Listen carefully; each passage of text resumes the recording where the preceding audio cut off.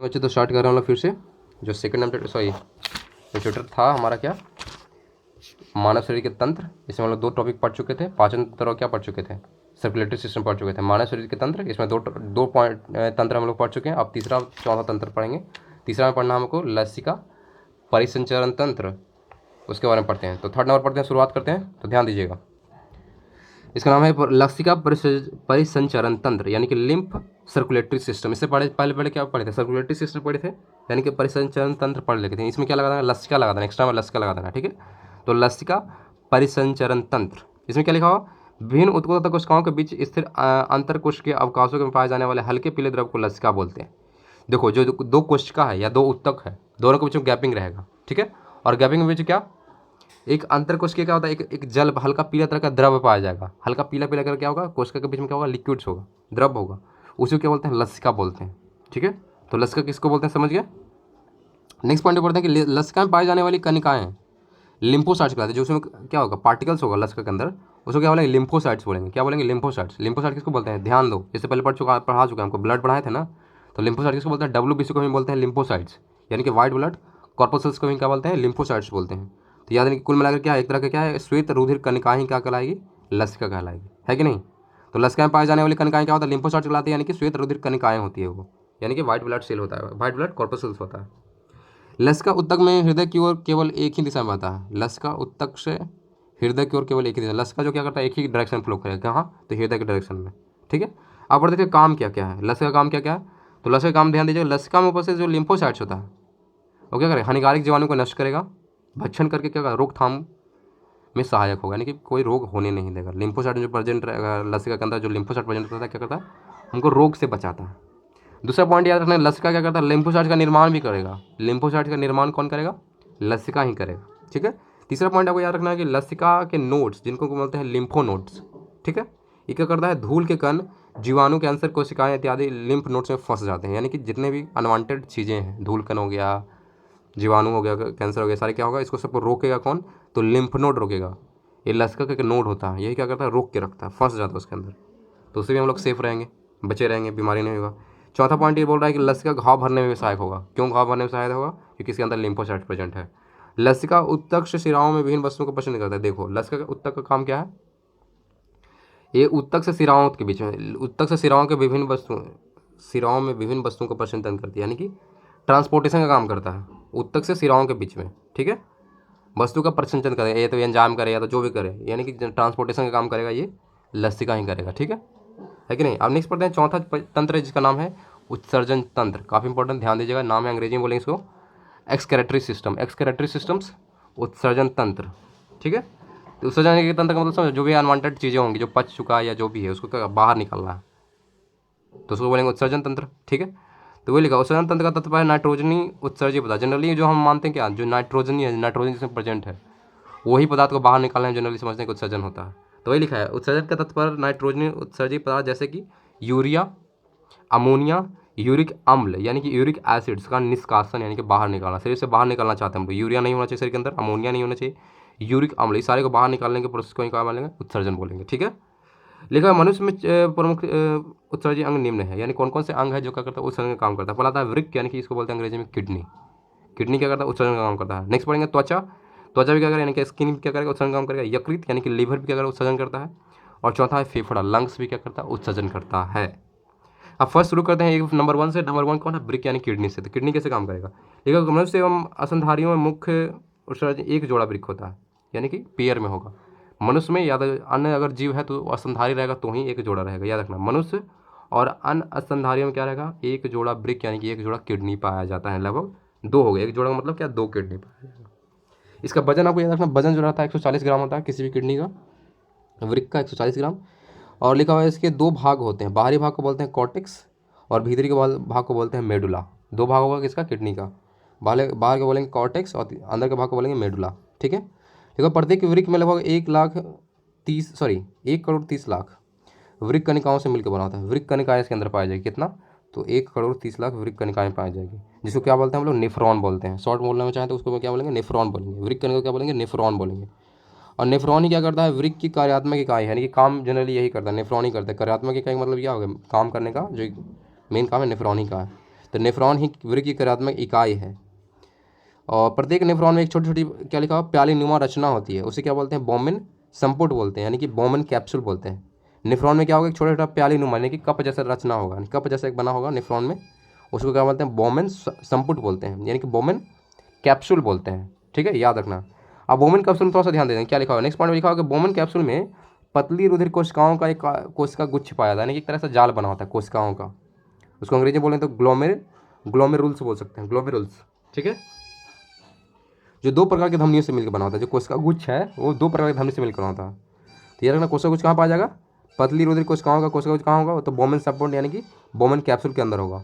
और Bowman capsule किसको बोलेंगे, तो नेफ्रॉन के जो अंदर क्या होगा, एक प्याला जैसा कंस्ट्रक्शन बना होगा, यानी कि प्याले नुमा रचना होगा, उसी को बोलेंगे बोमेन कैप्सूल बोलेंगे। अब बोमेन कैप्सूल किससे बना होगा, दो धमनियों से मिलकर बना है। दो धमनी का नाम क्या क्या है, तो देख लीजिए, दो धमनी का नाम क्या क्या है। पहला धमनी इसका नाम है एफरेंट आर्टीरोल, एफरेंट आर्टीरोल, इसको बोलेंगे चौड़ी अविवाहित अविवाही मतलब देखो क्या लिखा, इसका मतलब लिखा होगा रुधिर जो कोशिकाओं गुच्छ में पहुंचती है, यानी कि यहाँ क्या होगा, देखो इसका काम क्या है, चौड़ी अविवाही धमनी, यानी कि एफरेंट आर्टीरोल का काम क्या है। तो यहाँ ध्यान दीजिएगा, जो रुधिर को कोशिकाओं गुच्छ में पहुँचाता है, ये क्या करेगा, ब्लड को क्या पहुँचाएगा, कोशिका गुच्छ में पहुँचाएगा, जो कोशिका गुच्छ बना हुआ था वहाँ क्या पहुँचाएगा, ब्लड को पहुँचाएगा। कौन पहुँचाएगा, ये धमनियाँ पहुँचाएगा। दूसरा जो धमनी इसका नाम है पतली अपवाही धमनी, पतली अपवाही धमनी इसको बोलते हैं क्या, एफरेंट आर्टीरोल बोलते हैं, एफरेंट आर्टीरोल। इसका काम क्या है, इसका काम है कि जो रक्त आपने पहुंचाया कहाँ, कोशिका गुच्छ में, वहाँ से इसको वापस लेना है। वापस क्यों लेना है, एकदम फिल्टर करके लेना है, ऐसे नहीं लेने के वापस से निकलता है। इसका काम क्या होता है, ये कि रक्त कोशिका गुच्छ से वापस ले जाया जाता है, ब्लड को वापस हम ले लेते हैं, तो कहाँ से निकालते हैं, तो हम लोग निकालते हैं कोशिका गुच्छ से निकालते हैं बाहर, तो किसके द्वारा, तो अविवाही धमनी के द्वारा निकालेंगे बाहर। यहाँ पॉइंट लिखा हुआ है एक कि ग्लोमेरुल्स की कोशिकाओं में द्रव को छनकर बोमेन संपुट में गुहा में पहुंचने की प्रक्रिया को बोलते हैं।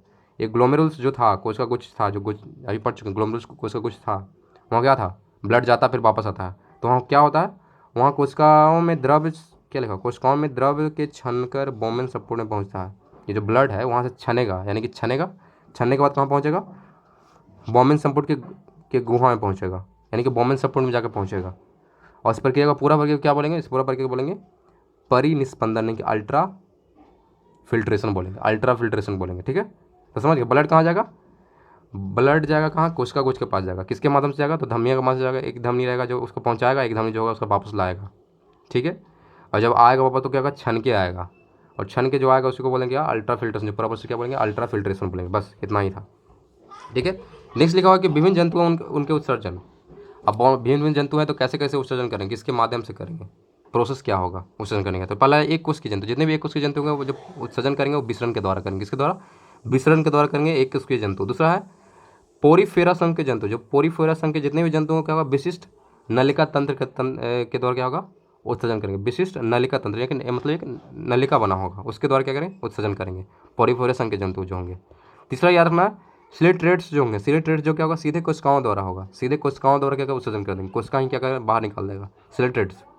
चपटे जो कृमि होंगे, चपटे कृमि क्या होगा, ज्वाला कोशिकाओं द्वारा होगा, ज्वाला कोशिकाओं द्वारा क्या होगा, उत्सर्जन होगा, किसके द्वारा, ज्वाला कोशिकाओं द्वारा उत्सर्जन होगा चपटे कृमि में।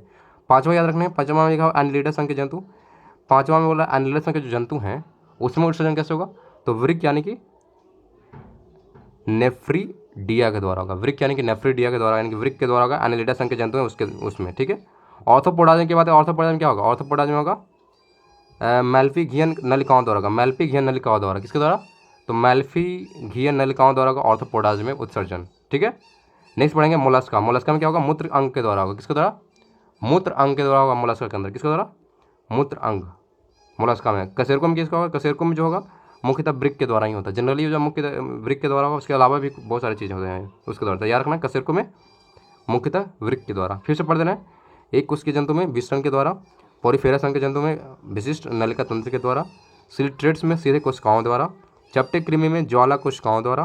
पांचवा है एनिलिडेटा संघ के जंतु में वृक्क यानी कि नेफ्रिडिया के द्वारा, ऑर्थोपोडाज में मेलिफिगियन नलिकाओं द्वारा, मोलास्का में मूत्र अंग द्वारा, और कशेरुको में मुख्यतः वृक्क के द्वारा होता है।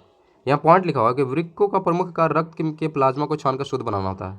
जो किडनी होता है, वृक्क जो होता है उसका मुख्य काम क्या होता है, रक्त के प्लाज्मा को छानकर शुद्ध करना होता है। जो रक्त का जो वाइट वाला सेल प्लाज्मा जो पार्ट होता है उसको क्या करना, शुद्ध करता है छान के। ठीक है, और मूत्र के रूप में क्या करता है, जो भी कचरा निकला है उसको मूत्र के द्वारा क्या बाहर निकाल देगा, मूत्र में मिक्स करके बाहर निकाल देगा। यही काम है हमारा किडनी का, कुल मिलाकर यही काम है, ठीक है।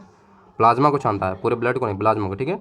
नेक्स्ट पॉइंट में याद रखना है, वृक्कों की रुधिर की आपूर्ति अन्य अंगों की तुलना में अधिक है। सबसे ज़्यादा ब्लड कहाँ जाएगा, तो जनरली से बात है जहाँ फिल्टर लगा होगा, यानी कि वृक्क के पास सबसे ज़्यादा क्या जाता है, रक्त की आपूर्ति, सबसे ज़्यादा ब्लड कहीं फ्लो करेगा तो हमारा वृक्क के पास। इसलिए क्या होता है, जब काफ़ी रिस्क रहता है, जब आप क्या करते हो वृक्क का यानी किडनी ट्रांसप्लांट कर दो, काफ़ी रिस्क होता है, काफ़ी ज़्यादा ब्लड वहाँ फ्लो करता है, ध्यान देना।